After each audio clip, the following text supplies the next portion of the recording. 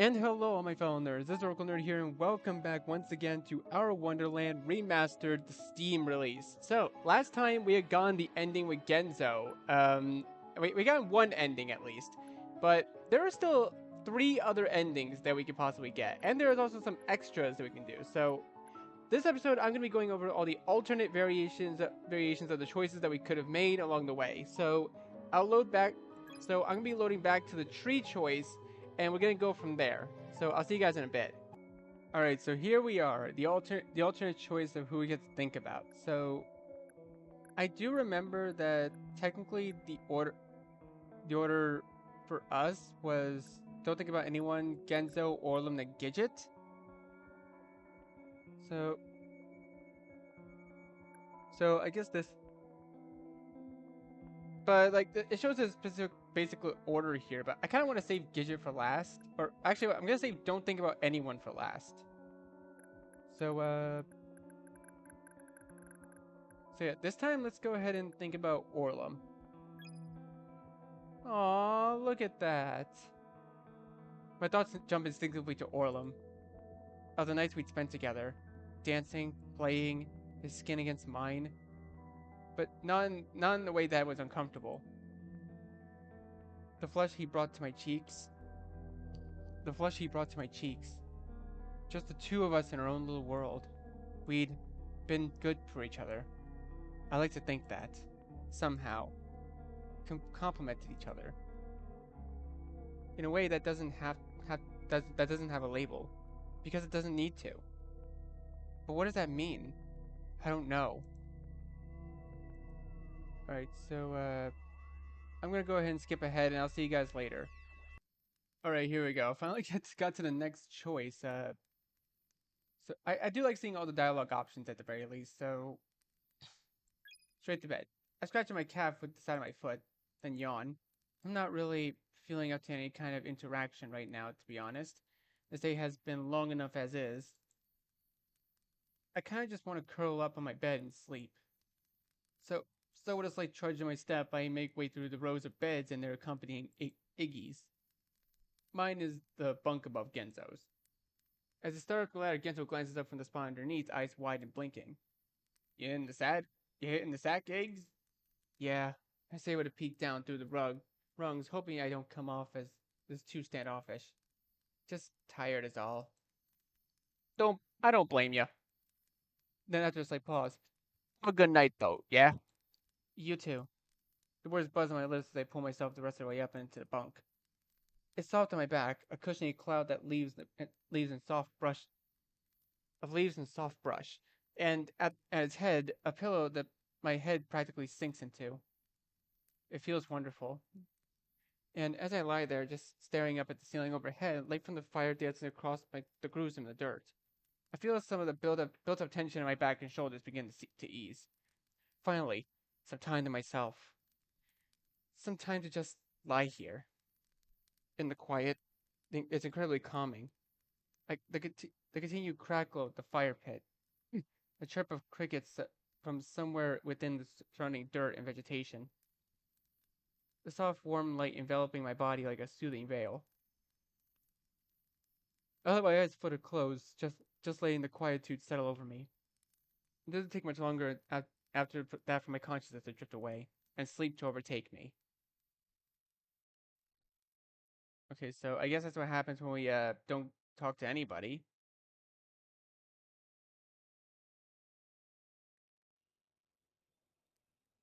All right, so I'll skip ahead to the next major thing, and I'll see you guys in a bit.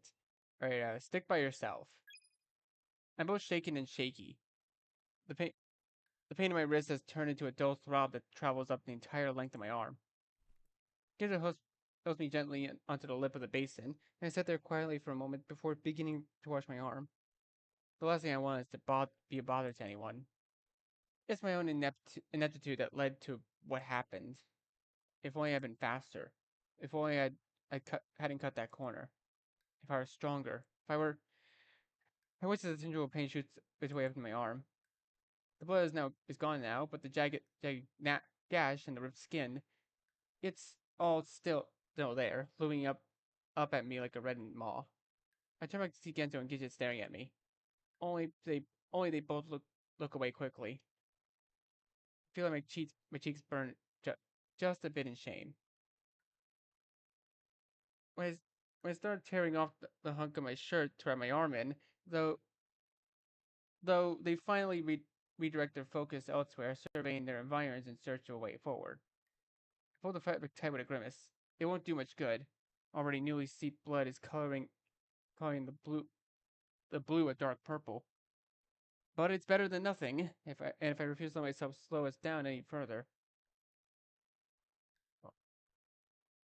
All right, so this is definitely different. Same dialogue. So I'll skip ahead and I'll see you guys later. Okay, here we go. Now we can go and talk to Orlum. So apparently the affection too low also. So affection too is now too low for Gidget. So wait. Okay, wait. I know it is possible to get the affection high enough for all three of them. So if I was able to do that, I could probably get all three of them, and then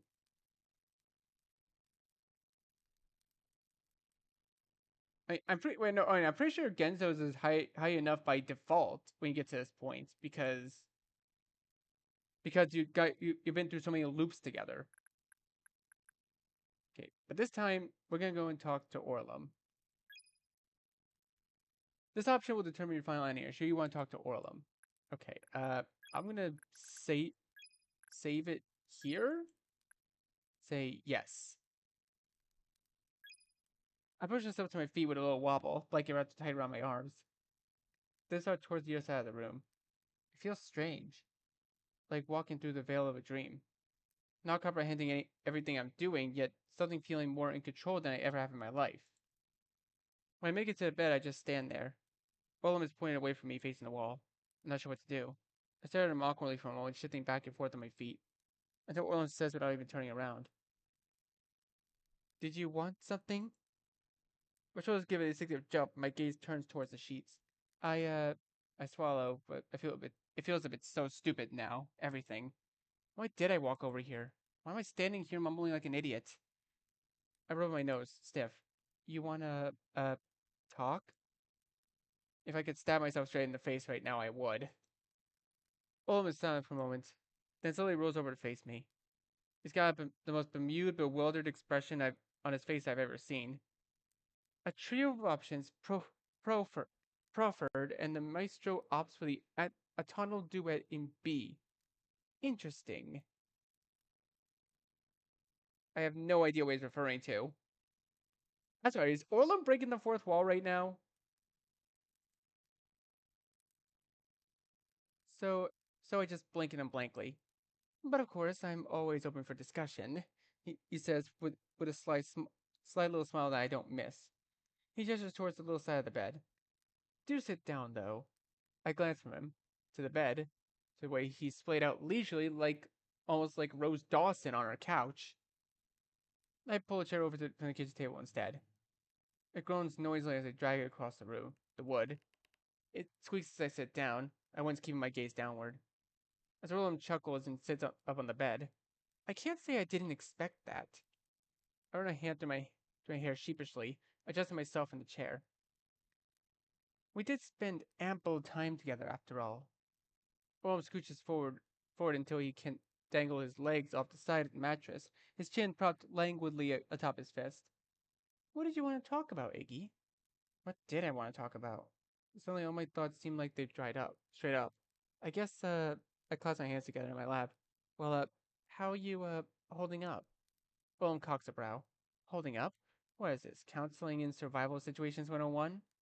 I just mean, a lot happened, and like, I feel like no one's even asked you how you're doing. No, I don't imagine they would, though I would say the same for any one of us. A smirk.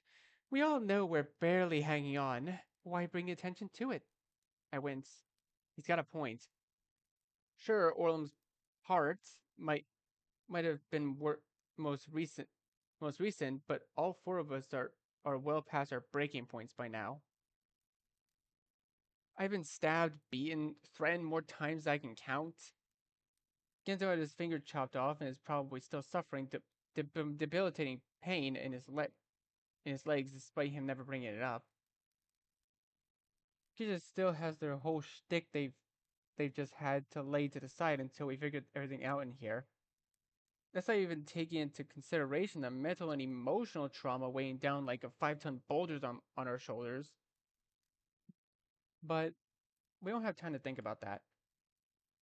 We don't have the mental capacity to think about that, to acknowledge that what we've been through, to start trying to work through things, especially when we don't even know what if we're going to make it out of here alive to begin with. I guess that's true, I finally say. I must look especially despondent because Orlin gets a little chuckle. Having a moment, were you? I've been having a lot of moments lately. Understandable. Orlin tilts his head to the side, then brings his hand up and gently pushes the lock of an errant bang back behind his ear. Or behind my ear, my bad. The touch makes me shiver just slightly, but I don't pull away. Orlum, I start, but then all of a sudden find my throat stopped shut. Orlum watches me silently, waiting. Finally, I know that I was never a great friend to you in the past. Orlum sits back as I begin playing with my hands. But a pause, I lick my lips. You don't actually think I hated you, do you? There it was. The question that had been bothering me since back in the castle. Orlum's gaze goes to the ceiling. He hums beneath his breath. No, he finally says leisurely. He taps his temple with a small smile. I know that here, even if I haven't always known that here, he continues this time pointing at his chest. My gaze drops to the small spot of the fleshy pink that I can see poking up beneath the color of his shirt. The ugly scar stretched across his skin. Oh. But I would say that's more of a byproduct of this place, he gestures vaguely skyward, than anything else. The environment here does kindle the flames of our worst affectivities.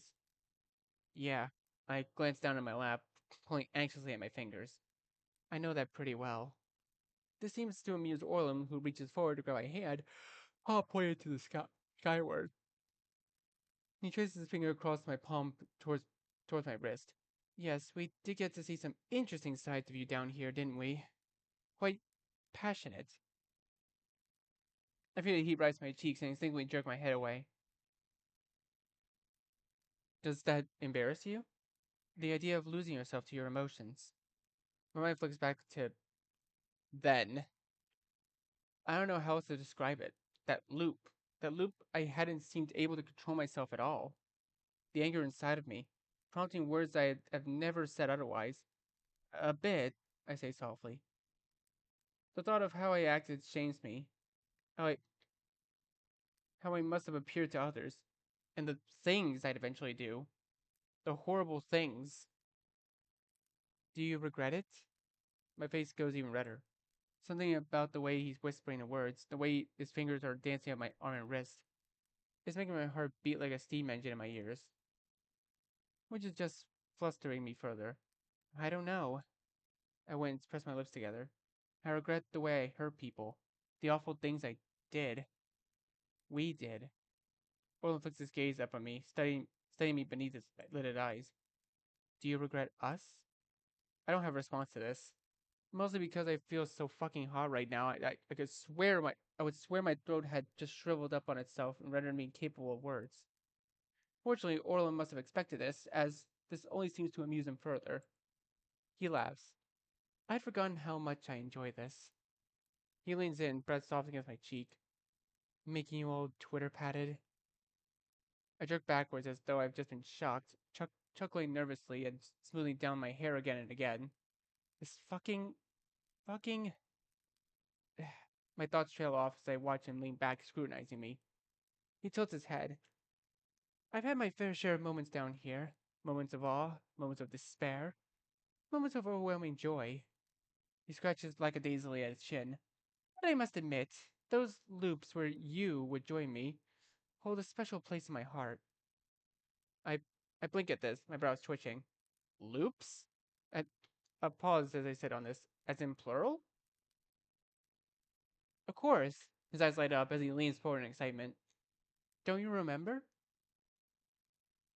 I only really.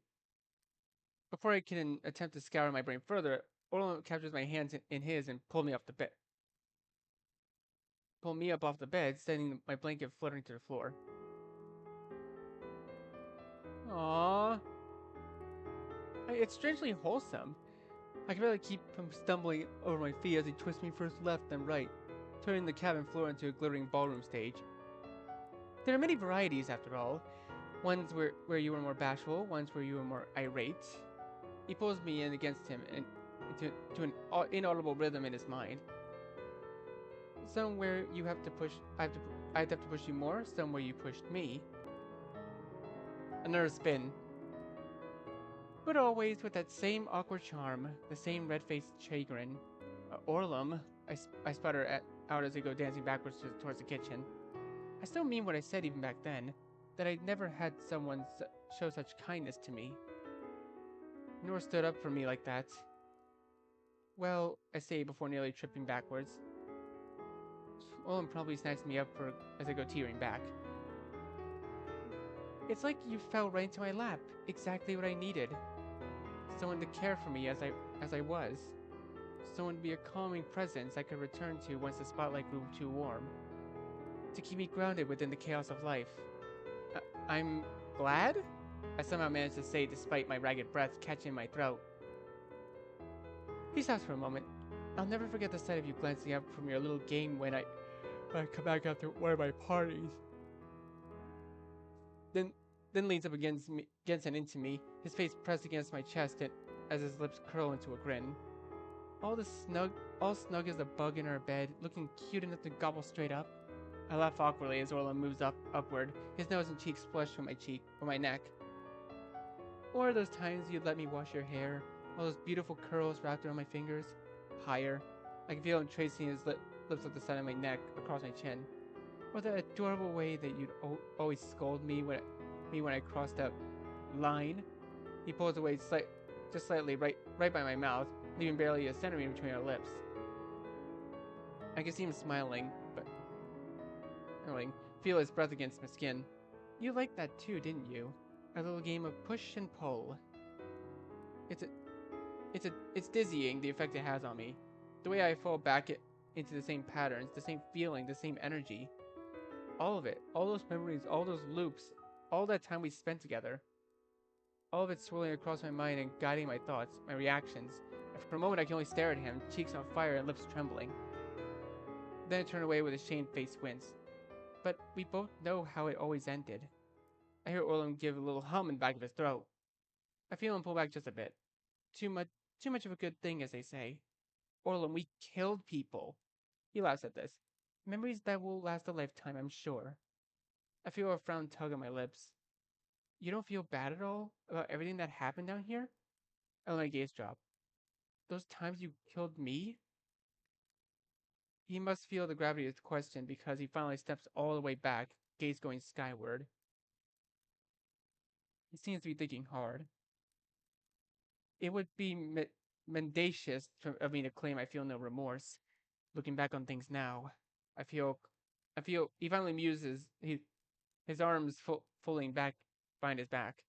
You of all people should know how persuasive this place can be. Yeah, I can't proclaim I do things differently if given another chance. I see his brows furrow, but I don't. But I don't want that chance. Hmm. If this is to be the end, then let it end. Either in death or escape, I won't rewind again. We both just stand there, our eyes up to the floor as the light from the stove colors our profiles.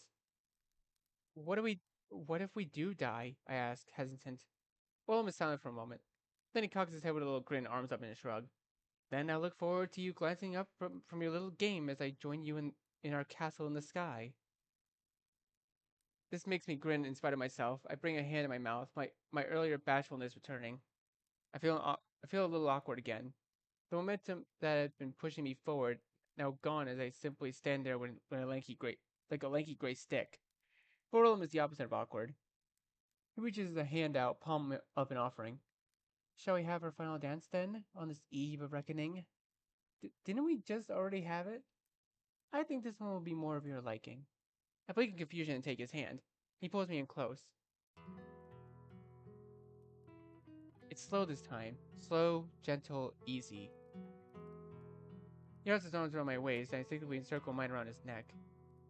The two of us just swaying softly in the middle of the cabin. After a while, I let myself curl in a bit, my chin nestling its way against the side of his head as I close my eyes. It's warm, comforting.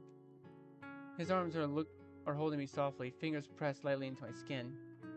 My support, keeping me anchored to the earth. Back and forth to a melody neither one of us can hear. A dance with its own rules. Iggy, he finally says, softly, his breath tickling my neck. Hmm? I murmur. My body is quite heavy against his now. Feel him nudge his face against mine as I pull back just a bit. I catch him grinning for a second. See his gaze go from my mouth to my eyes, then back to my mouth. Then he leans in, pushes up a bit on his toes, and kisses me. Aww. I'd like to say I was surprised, that I didn't expect it, but my eyes barely even flutter.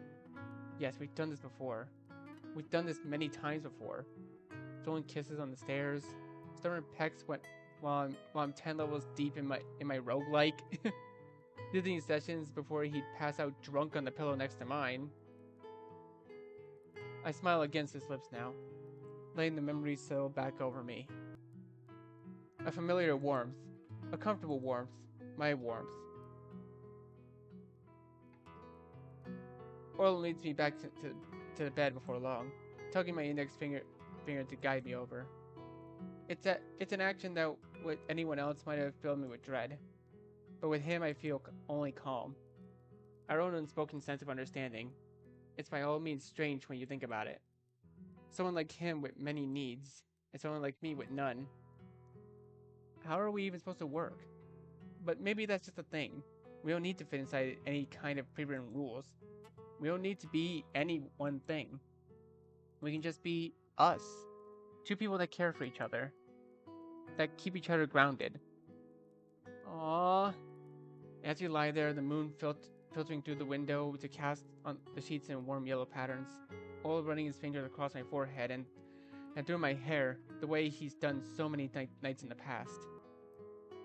I feel a sense of serenity wash over me. For once, no anxiety grows to my heart, not to my belly. There's no telling what tomorrow will bring. It is to be the end and let it end.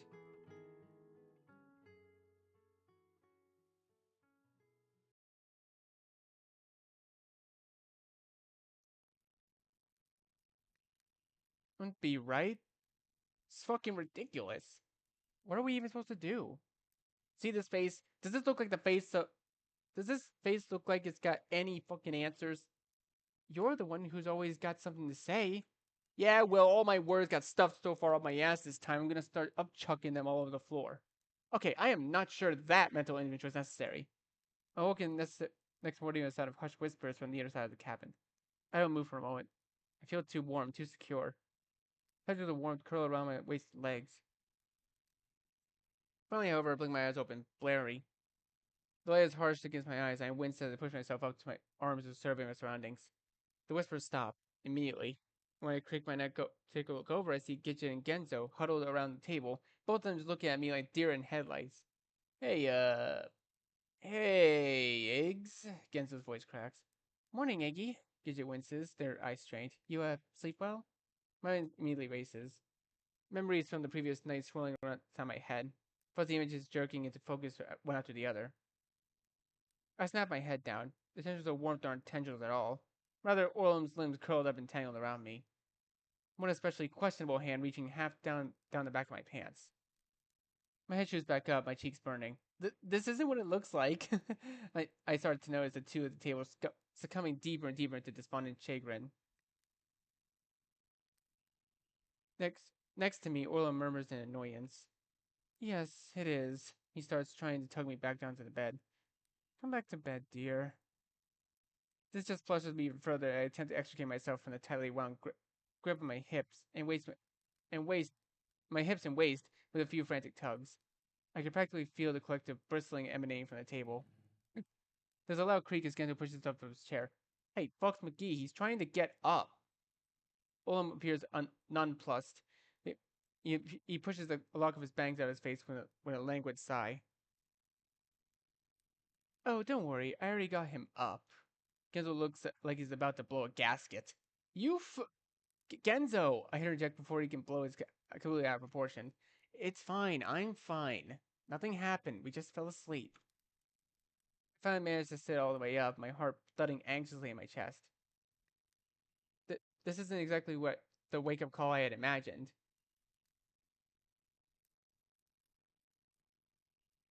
Genzo's face is pained, a mixture of despair and barely contained fury. Orlum lolls to a seat next to me, leaning heavily against me and draping an arm across my shoulder. Yes, we succumbed to the wiry tendrils of sleep, our limbs in intimate tangle atop the sheets. Orlum! I hiss, very much wishing this whole situation could just be over. Orlum, however, gives me an affectionate squeeze. He raises a brow against his growing acrimony. You seem vexed. Would you like to join us tonight? We can share. Genzo's face goes practically purple. He raises a finger as though about to shout something, but he's shaken so much he can't seem to get it out. He closes his eyes and grits his teeth. Then, blushing furiously, he goes stomping out the door. He slams it shut behind him with such force it makes the whole cabin shake. Rain check then, Orla muses dispassionately. I throw a glance at Gidget, who's still sitting quietly at the table, just staring at us. They stand up with a start. They run a hand through their hair, awkward chuckle on their lips. Porridge, you guys hungry? Was gonna make some porridge. They point weakly in the direction of the stove. Sure, Gidget. I respond with a tired smile on my own. My cheeks start to burn. Right. They stand there for a moment longer, then abruptly twist back towards the kitchen. I hear Orlum laugh softly next to me. Higgy. He pushes his feet against the side of my head, but lips brushing softly beneath my ear. You're so popular. I turn about 50 shades of red, then let out a sigh. I suddenly very much wish someone would just put me out of my misery right now. Aw, poor Iggy.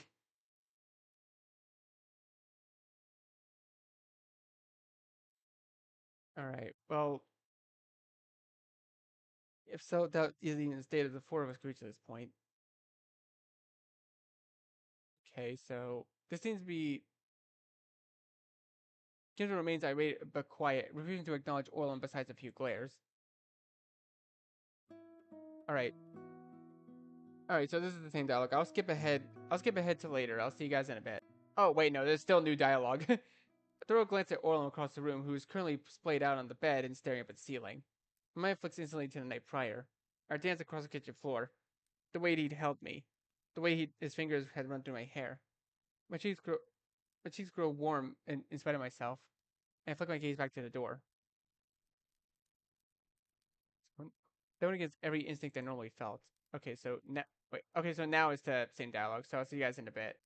Oh, and call Orlum. Okay, so I think it doesn't matter which one you call. It's the same one no matter what.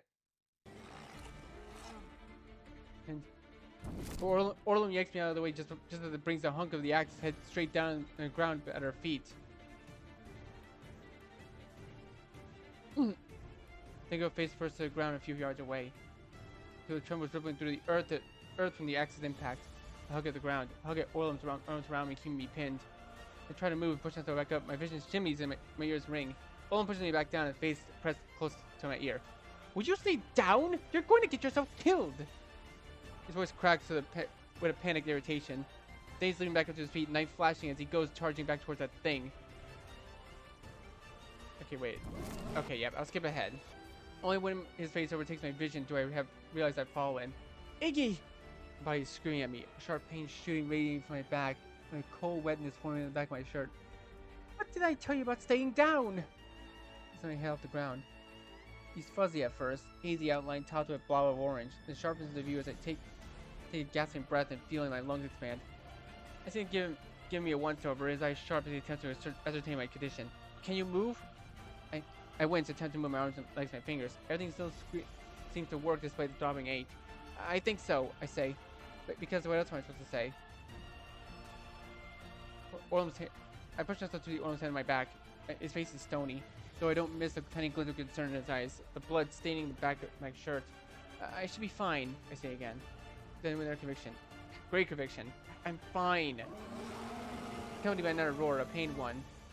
Both of us look at the beast, finally succeeding flinging Genzo off its tail, setting off a shower of blood in its wake. God almighty! I hear Orlem whisper beneath his breath. I can see him calculating wildly in his head, taking in every angle, every development of the situation, his brows furrowing. Besides taking another swing at Gidget, though, must snap him out of it because he pushes himself back to his feet with a grunt. You was your toll this time, yes, he snaps. A bit too harsh, which makes the drop gaze in shame. He must notice this though, because his face softens momentarily. Look, we don't want to lose you. I don't want to lose you, he averts his gaze. So just stay back. Then he's off again. There's no other choice. I watch him go back charging into the fray, launch himself into the back of that thing, and burying his knife straight into the bulging muscle and tissue. I need to get up. Oh. Okay, so yeah, I'll skip ahead. I'll see you guys later. Once he's made his way back to the group, he shoves in my face a bit begrudgingly, gaze pointing away. Here, he simply says. The doll sits limply in my palm, staring at my eyes. Thought it might be important or something. He continues. I can hear the pout in his voice. I accept the doll gently. Alright, so I'm guessing. Okay, I think from now on I'm just gonna skip any scenes that just are similar, just with different characters and stuff. But I won't be skipping the major ones. So I'll see you guys after we beat the tree. All right, so this is where the next major. Ah, shit! I'm not staying here by myself. He takes off and following the other two off into the dark.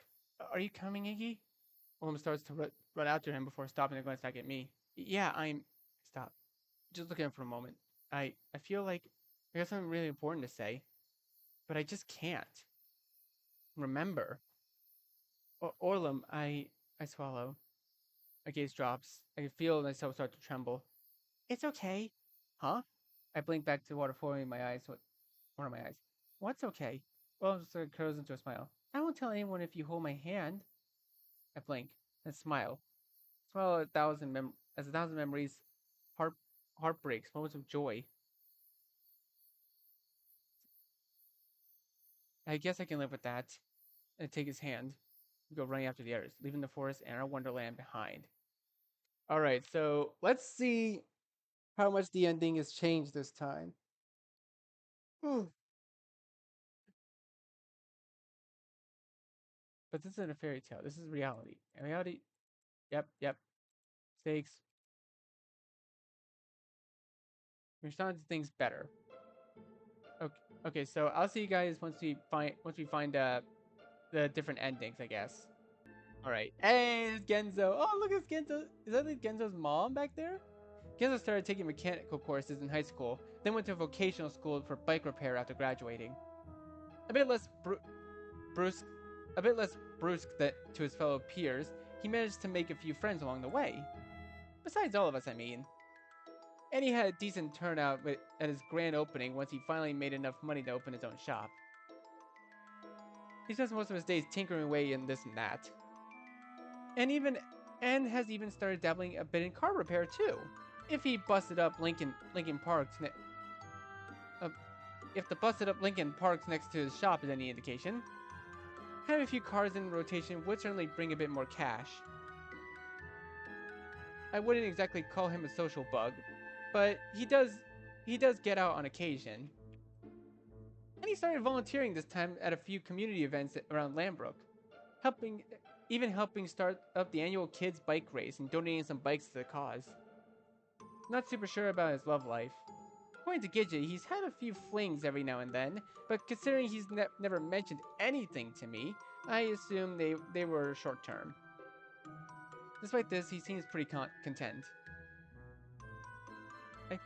I think he's getting out more and having a wider circle of friends has been good for him, less lonely. Last I heard, he's saving up to buy a nice place for his mom. Aww, that's sweet. Dude, Genzo is just a sweet little pup dog, and I love him. As for me, well, Earl and I grew closer in high school, hanging out after school, working on homework and projects together. Oh my god, look at him. Iggy literally looks like a deer in headlights.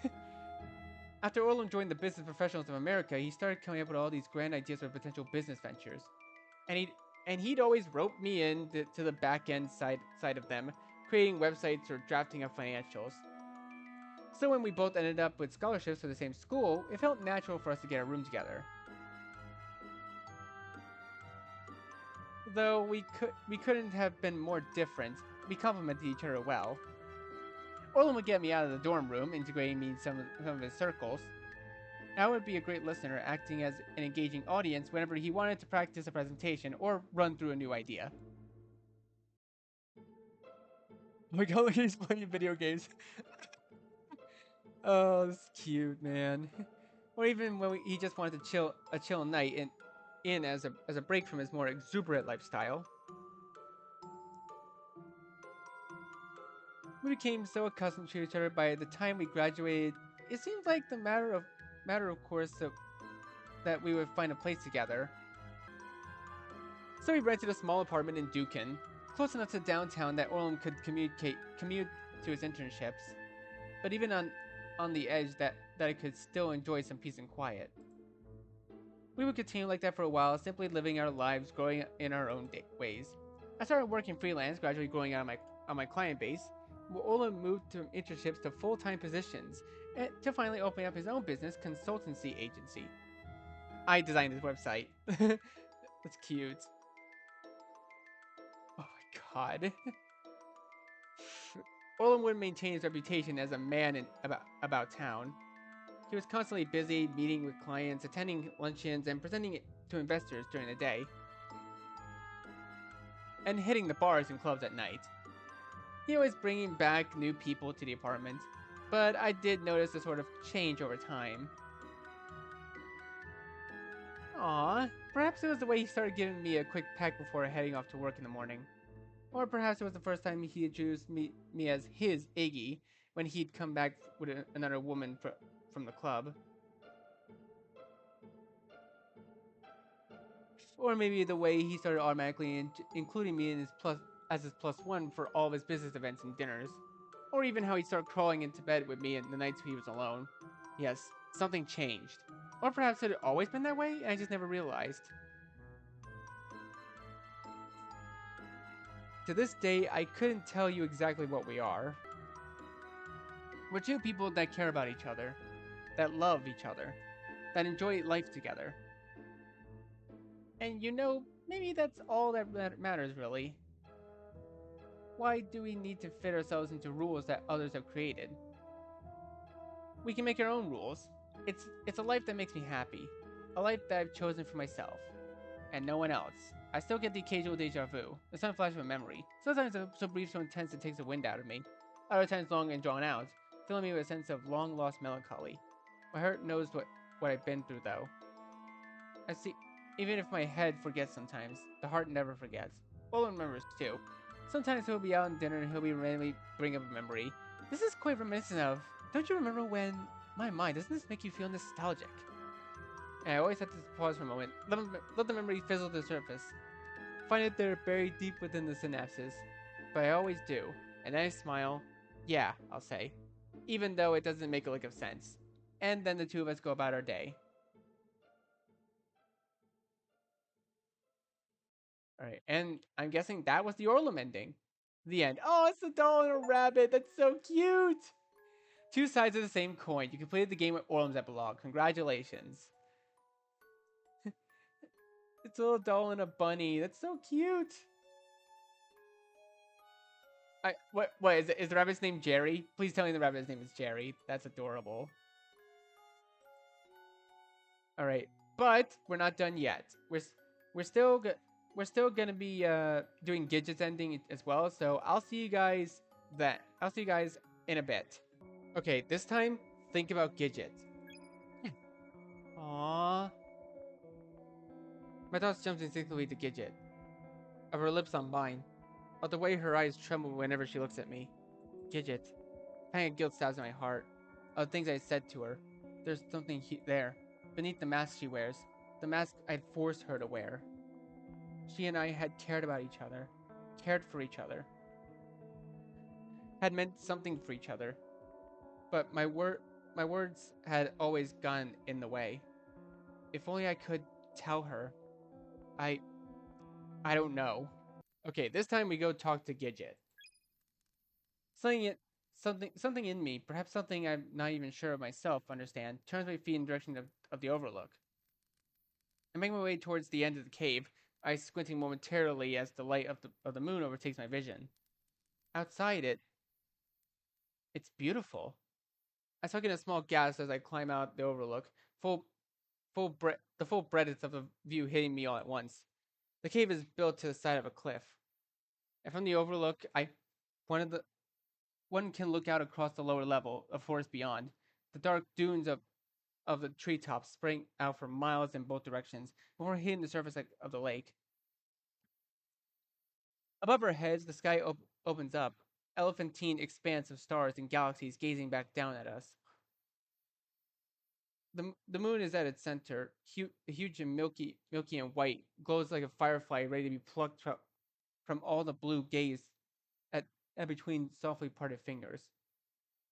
Kijin must hear my stifled breath because they turn to start, eyes widening briefly before flicking away. Sorry, were you looking for me? I was gonna come right back in. I shake my head. No, I was just, I saw you out here, so I thought I'd. Our voices fall. Silence staining the dirt beneath our feet. Then finally, do you, want to come sit? Sure. Kijin scooches over atop the boulder that they've been using as a perch, making room for me to join. And I take a seat next to them, pulling my knees in against my chest. Both of us stare out across the landscape, the moon coloring our faces. Just need some fresh air is all, Kijin says, their voice soft. It's really beautiful. Yeah. A pause. You doing okay? I mean, with your shoulder and all. Still aches a bit, but it's better at least. I see. Gidget brings their hands together. I see them shifting their thumb against each other. First right over left, then the opposite. Sorry, they finally say. Sorry for what? I mean, it's my fault after all. I scratch my head sheepishly. Not really. Sure, I consider most of what people do down there is their fault. But this doesn't seem to help matters much. In fact, it just face seems to grow more and more dour. Their gaze drops to their hands, their eyes strained. What? I blink. Those part, then close, and part again. I did a lot of really awful things to you. I just look at them for a moment, eyes wide, then turn away. I don't even remember all of it. This place, it warps you to the point that you start to lose yourself, lose who you are.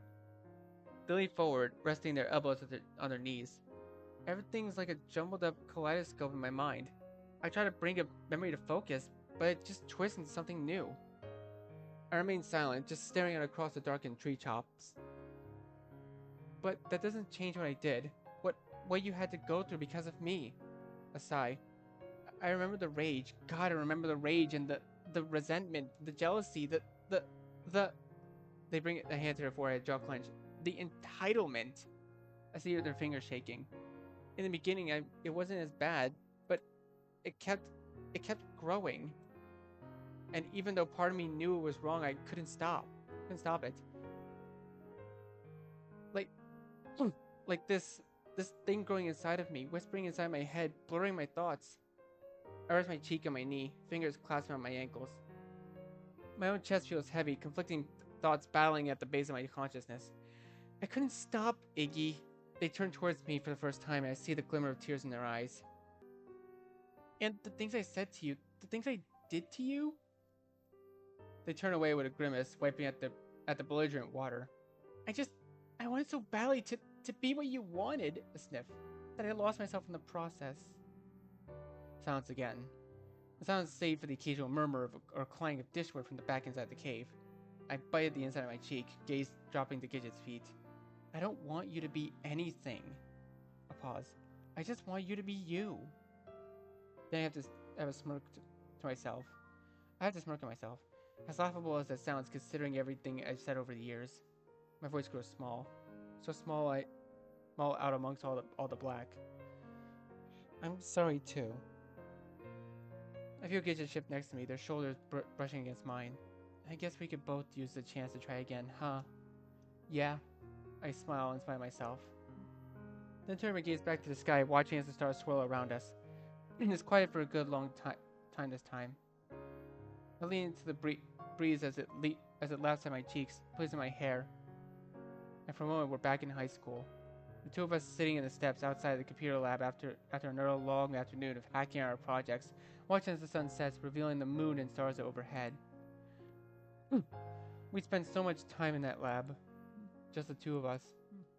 Gidget finally stirs. I see them playing with a string of on the hem of their pants. You know, I still have a lot of my own shit to work through. Pause. Shit I've got to figure out for myself. Shit I finally can figure out for myself. I turn to look at them, but I was arced. But if you ever can, give me a second chance. Their voice grows soft, husky. I I'd love to be your prince. My cheeks grow instantly warm. I jerk my head away, lips pressed tight. By your rules this time. Their voice cracks. It might take me some time to get used to it, but now it's their turn to blush. I never want to hurt you again, so I don't really know what to say, how to respond. There's a wound inside of me spreading out across my chest, shooting into my arms and fingers. In my brain, the part of my brain capable of forming words, it seems to have stopped working. So instead, I just clasp my hands together over my knees with a little breathy "oh" and stare at the reflection of the moon and the lake until it sears my eyes. Rita calls and rolls up their mouth. Anyway, you don't have to give me an answer now. A pause. Or ever. Another pause. But I hope you'll at least let me protect you. A third pause. This one long and pronounced. I owe you that much, maybe.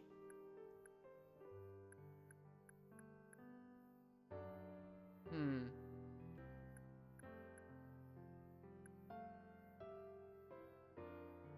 Take their hand. My head is still a whirl. A whirl with a whole smorgasbord of feelings, to be honest. Some that make me warm, some that make me cold, and some that twist my insides so teeny tiny little knots that'll probably take weeks to iron out. But one feeling stands out above all the others. The little closest with Gidget. And even though there's still plenty about them that makes me uneasy, what happened makes me uneasy. That connection between us remains. I will always remain tethered. I want to be there for them, and maybe I want them to be there for me too. This all alone keeps the pink flowing through my cheeks as I glance up at them, the silhouette striking me against the starlit backdrop. Striking and handsome. I drop my gaze. I reach over hesitantly, shyly almost, and curl my fingers around their knuckles. Oh, I like that very much. At this, our eyes meet just a moment.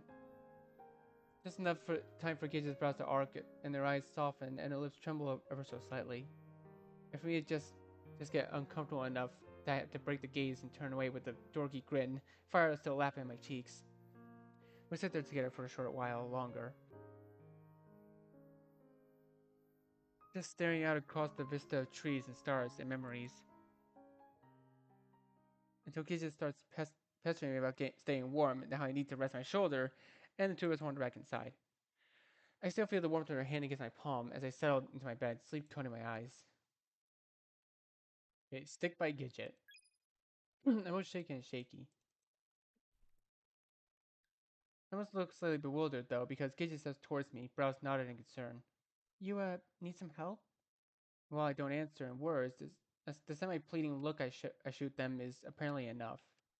Because they sit down beside me, careful as they help me wash the blood off my arm. They finish up by tearing a piece of fabric from the bottom of my shirt and using it to wrap around the wound. Not the most effective bandage in the world, but it'll certainly be better than nothing.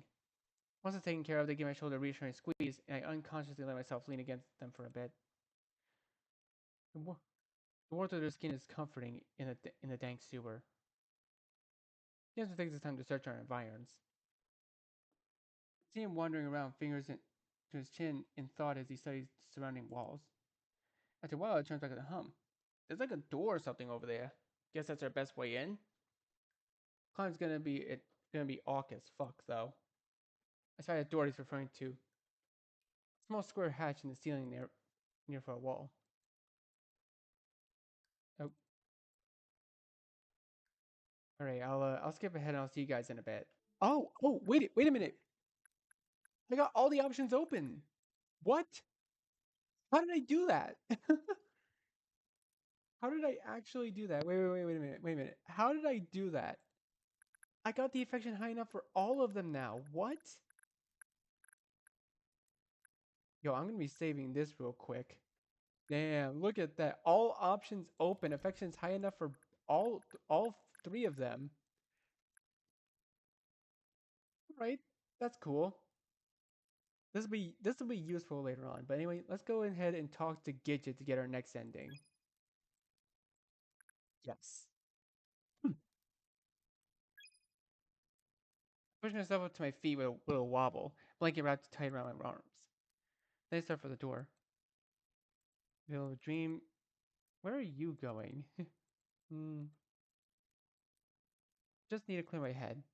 Suit yourself.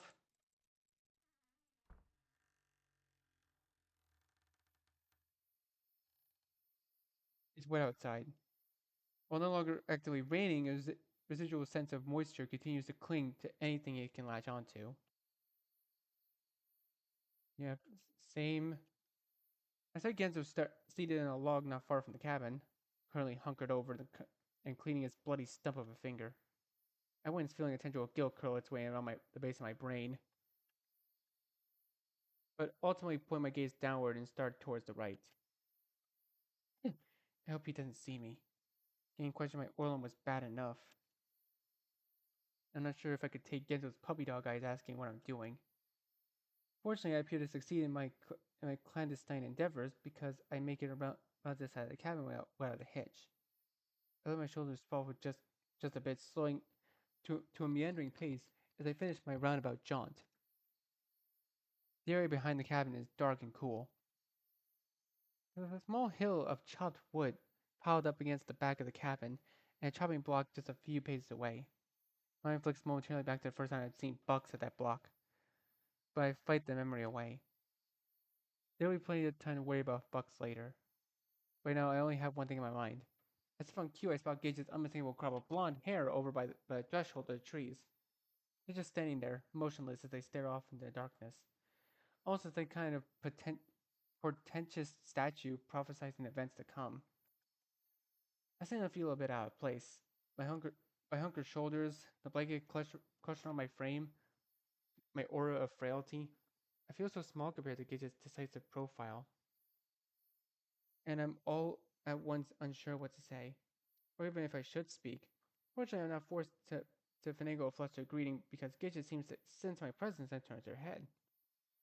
The brow arcs in surprise before curling downward sheepish. Iggy, go back inside. You're gonna catch a cold. I'm fine, I mumbled, despite the tremble of my fingers betraying my lie. Just wanted to make sure you were okay, is all. He just smiles at this. I'm okay. Just needed some air. Maybe I don't know.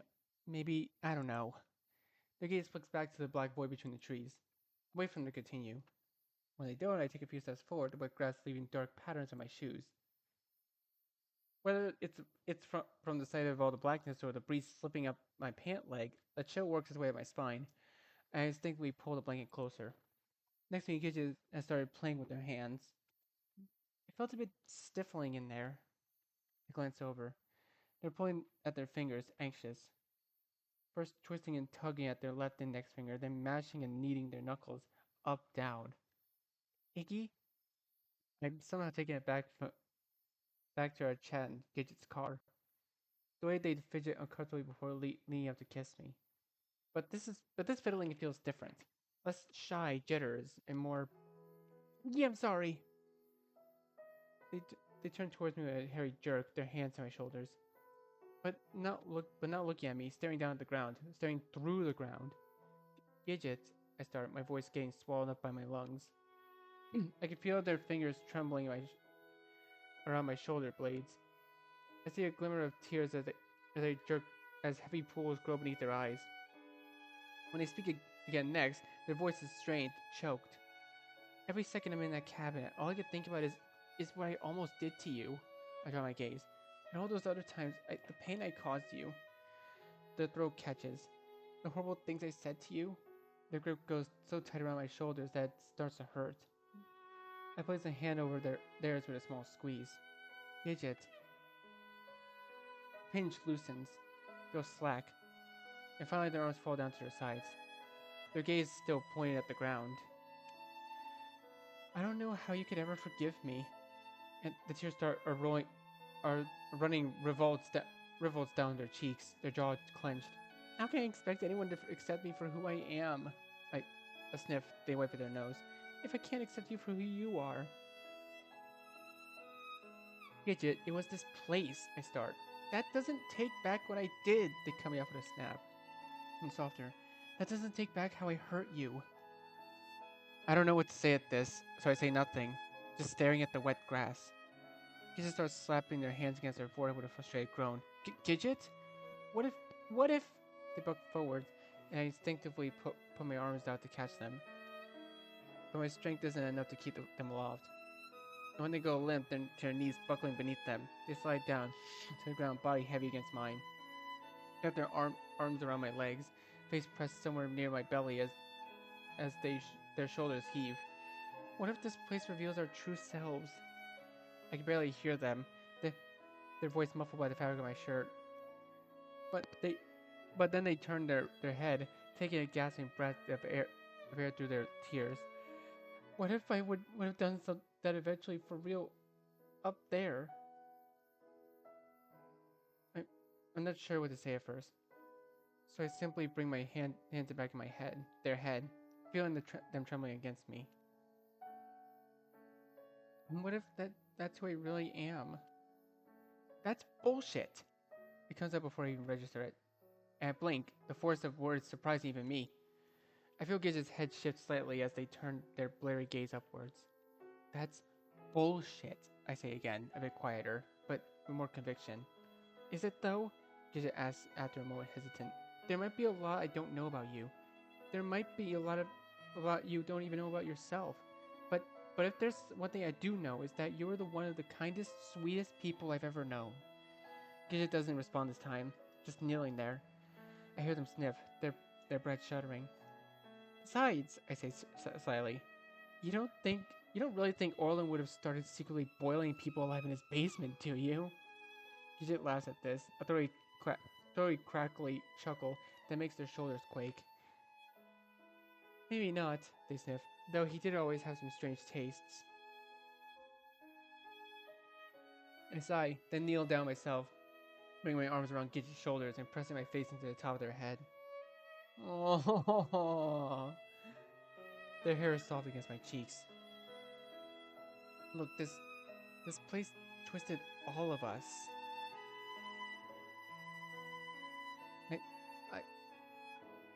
I've got shit I need to work through too. The pain that I caused. I feel Gidget's pressed into me, their breath so shaky. But that's not who you are. A pause. Only you can decide who you are. Not this place, not your mom, not anyone else. I give him another squeeze. And definitely not me. My own eyes burn just as a bit as these words pass my lips. And a tone of my own. For so many words said thoughtlessly, the two of us grow quiet, just holding each other.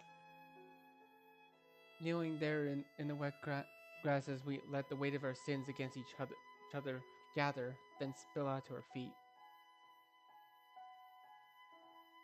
Gidget is the first to speak. I hear them sniff, their throat still choked with phlegm, through their voice now tinted with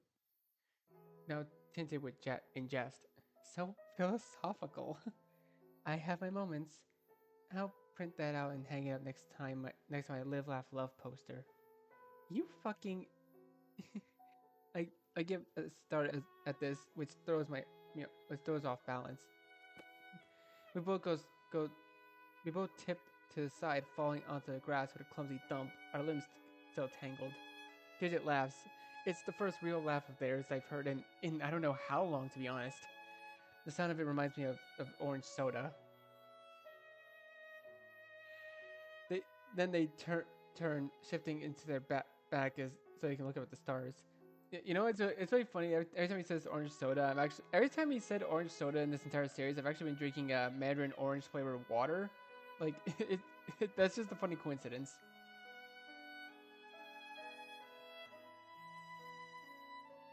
I follow suit. The heavens expanding in front of us like the world's largest painting. The fact that chill seep into my back, I don't feel cold. Quite the opposite, in fact. A strange residual warmth seems to be building up into my chest. A comfortable, homey sort of warmth.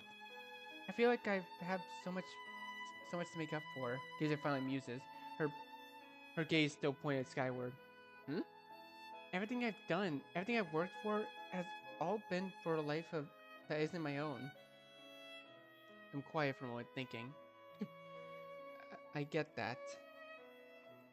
Makes me wish I could have figured all this shit out sooner, you know? All those wasted years. How come the younger generations are all able to work this stuff out in their teens? The internet, I guess? I say with a laugh. I see them curl their hand into a fist, pulling at the grass. Nobody talked nobody talked about this kind of stuff.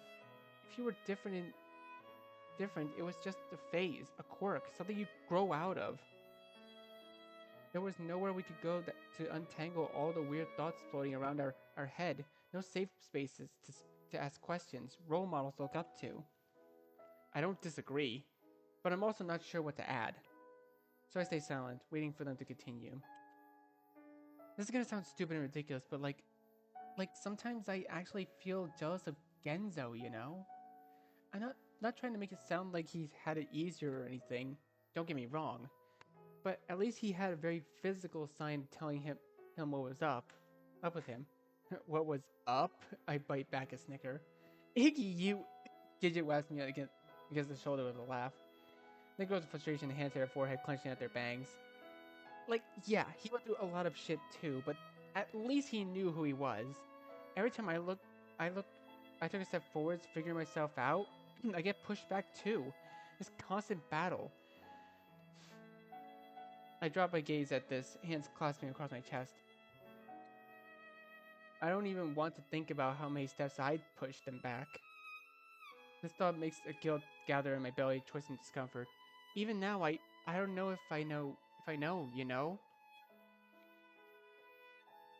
Feels right. I feel right. But like, I can hear the tremor in their voice, the uncertainty. I just feel like I've been wearing a mask my whole life. It's been so long that even now that I've taken it off, I don't know what's underneath. Something Gidget's words makes my own brain tingle. I don't know why. Like something hitting too close to home. Not in the same way. Nothing to do with gender, nothing to do with sexuality, but a secret third thing that I don't even understand. A mask. The mask. The mask I've been wearing a long time. So that I could fit in. But Gidget continues before I dig too deep. I guess I don't want to waste any more the time is all. Not when I've already wasted so much. I purse my lips, brows furrowing. I don't think it's all been waste though, has it? A pause. Just a different path. Gidget responds with a non-committal middle hum. Would you have done things differently if you'd figured things out sooner? I put my eyes against the stars. Not sure.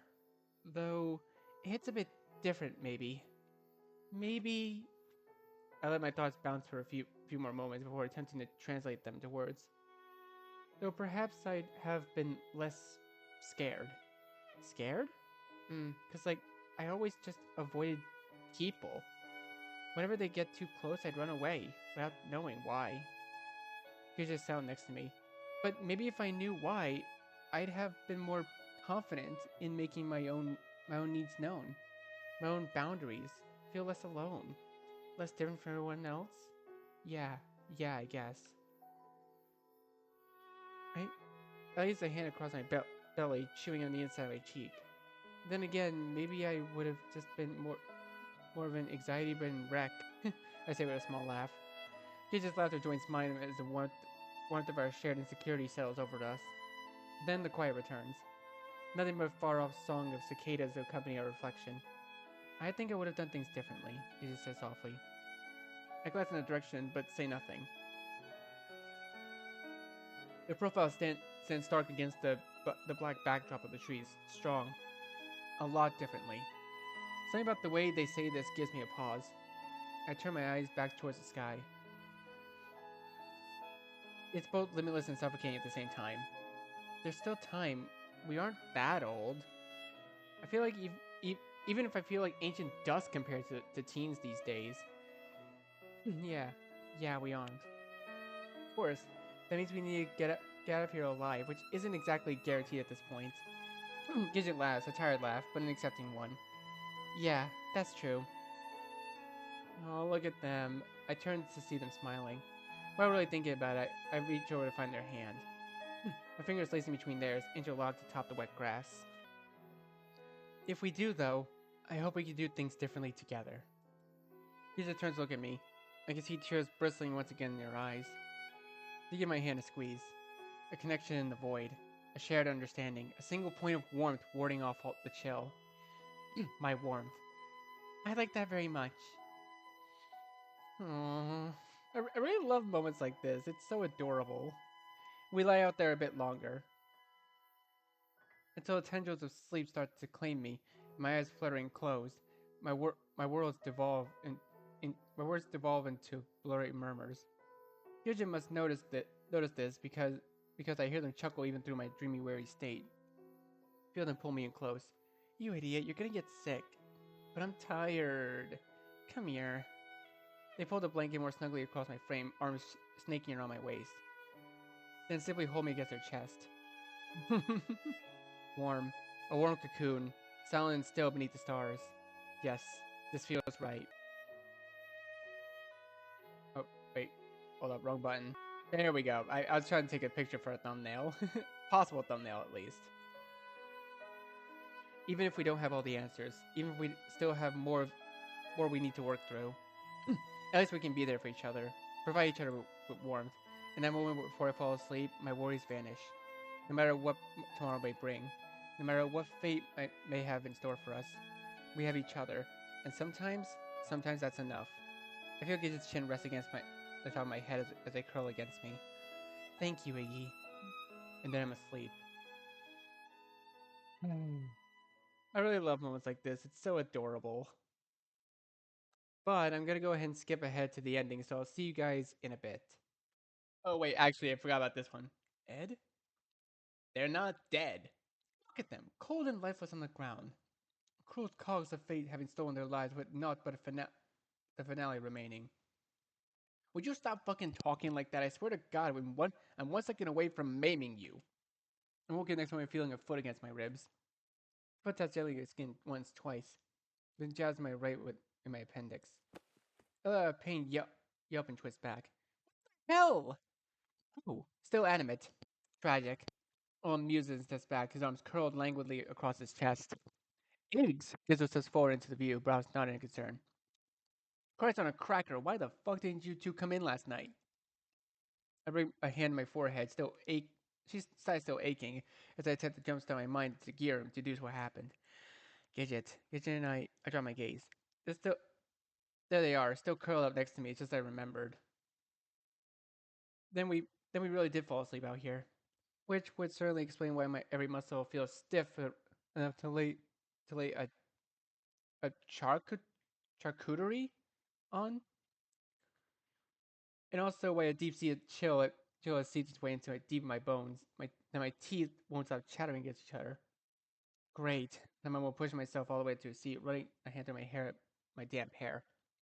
So much for trying to rest up before the big climax, or whatever it is awaits on the other side of that door. Gidget, wake up! I say with a beleaguered sigh as I give him a little shake. They shift, groan. Then let out a big yawn as they roll over onto their back, only to immediately snap their eyes, open their eyes.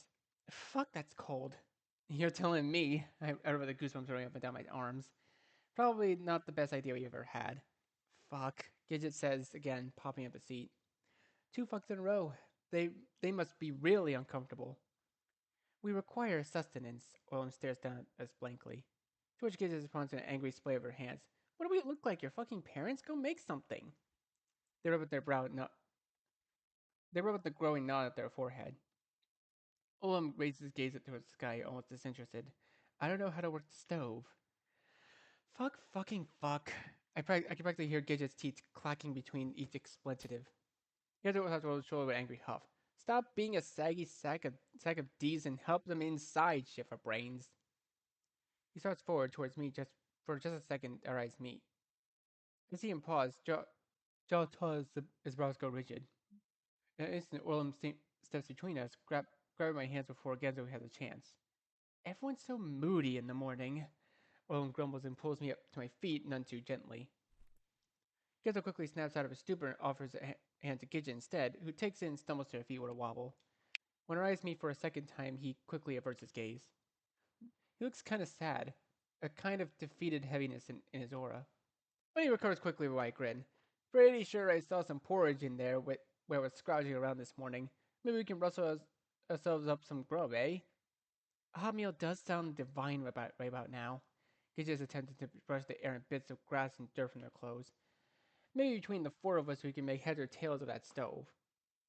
Too many cooks, more like, but clearly my opinion is held in low regard. We start back around towards the other side of the cabin, our feet leaving the valley's wet grass. Before I round the corner, I feel a grip on my wrist. I glance to see Gidget's face furrowed in concern. You okay? They ask softly.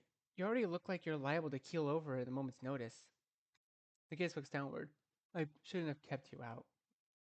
But I just smile in return. The warmth from the night prior still flushed on my cheeks. It's fine. A little hot food, and I'll warm right up. Gidget smiles at this, and a small blush dances in their own cheeks. Then two of us walk inside to have our breakfast. Alright, I'm gonna skip ahead. I'll see you guys in a bit. But yeah, she says something different here, right? Or they say something different. Please stay back, okay? Get as far away as you can. Oop, and there she go. And there they go.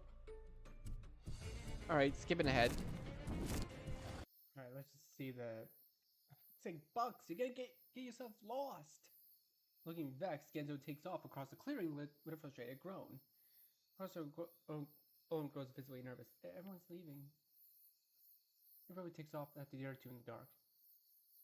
She looks back up at me, lips curling into a smile. Iggy, let's go. They start to move towards the trees.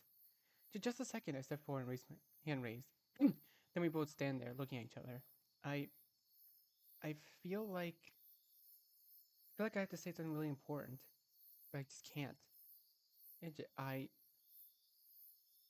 My gaze drops. Don't worry, Iggy. Huh? Don't worry about what? Everything's gonna be fine, I promise. I blink and smile. Smile at 1,000 memories. 1,000 moments of heartbreak. Yep. Well, when you put it that way, they take their hand and go running after the others, leaving the forest and Wonderland behind. Alright. Alright, I'm gonna skip over to the ending with Gidget, so I'll see you guys in a few seconds. Alright, as for me, well, Gidget and I joined the team hackathon spring of senior year. We somehow rose above the competition to take first place. Oh, look at all of them. And after prom, we made ourselves a promise that both of us would make it through Springwood's software development program, and maybe do better than the other in the process. They're rivals now. some college, we both got to work doing just that. Though I did start to notice some changes in Gidget.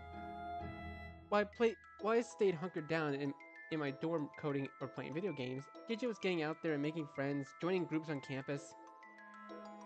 They even started dabbling in some art classes. Eventually, decided to tack a graphic design major onto their degree. Little by little, they'd start dragging me along with them too. First to the occasional LGBTQIA plus club meeting, then to off and on volunteer work at the campus pride. It was through these meetings I met many new people I met. So that I started figuring out a lot of stuff about myself too. And it came out to them as asexual our junior year. This didn't surprise them. Oh my god, look at Cecil. Cecil's just here, like... It was through these organizations that Gidget met Cecil, an exchange student from the UK. Somehow they became fast friends, and the three of us formed a little trio. Me, the awkward introvert, Cecil, the grumpy stooge, and Gidget, our cheery leader. And occasionally Orlem. Oh, I love this game so much.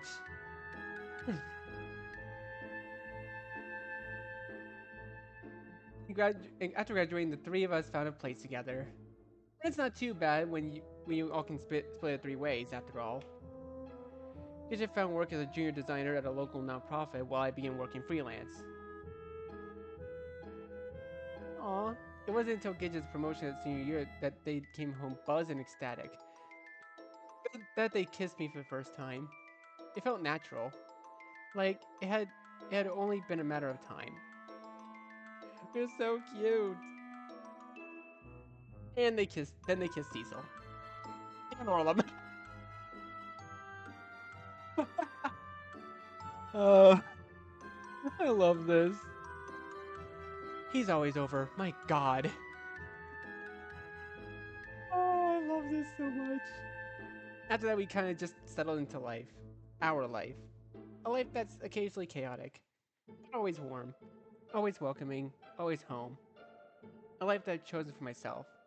No one else. I still get the occasional deja vu. Some flash from memory. Sometimes it's so brief, so intense it takes the wind out of me. Other times long and drawn out. Yep, so Winter forgets. Gidget remembers too.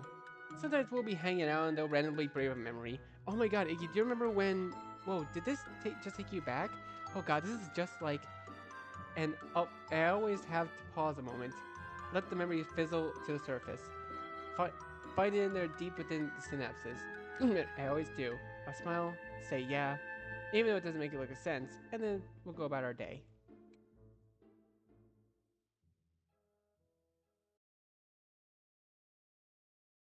Hey, oh, you even get the trophy! A new start. You completed the game with Gidget's epilogue. Congratulations. Oh, and it's Gidget's theme playing in the background. Oh, I love this. Right, but we do still have one more ending technically, but I think I'm gonna save that for the next video. So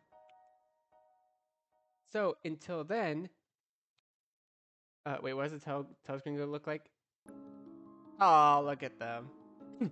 Anyways, that's gonna do it for this video. Thank you guys so much for watching. Be sure to leave a like, comment what you think, share this video with your friends, and be sure to subscribe and click the bell so you don't miss a single notification. I'll see all of you in the next video. Goodbye.